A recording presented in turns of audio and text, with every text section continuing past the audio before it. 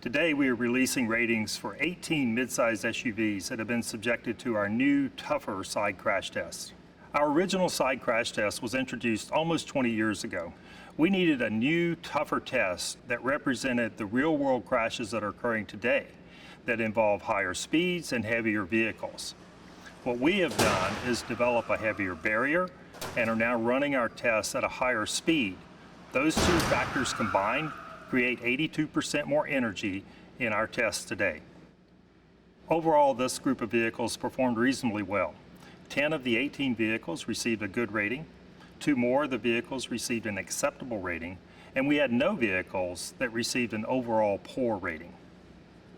The top performers in this test group were the Mazda CX-9 and the Volkswagen Id4. They achieved good ratings in all metrics. Close behind were the Ford Explorer and the Lincoln Aviator. The Volkswagen Id4 was the only electric vehicle that we included in this group of midsize SUVs, and it performed extremely well. It got good ratings across the board in all metrics. You can see here there was very little intrusion into the occupant compartment, and so the driver and the rear seat passenger were well protected. The injury measures from the dummies showed that there was very low likelihood of injury, and the airbags did a good job of protecting the heads of the dummies.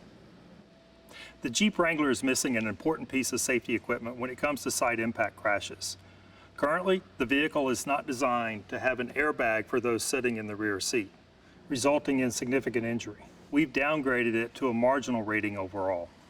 The Nissan Murano was one of our worst performers in this group of midsize SUVs that we tested.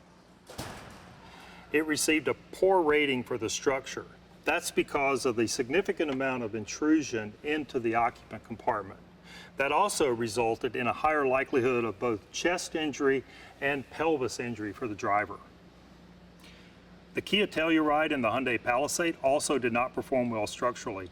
Both received a marginal rating for structure. They also received a poor rating for driver pelvis injury. Consumers shopping for a midsize SUV and searching for the highest level of side crash protection have choices among the 2022 models that are available today, with more than half of the vehicles receiving a good rating in our new, tougher side crash test.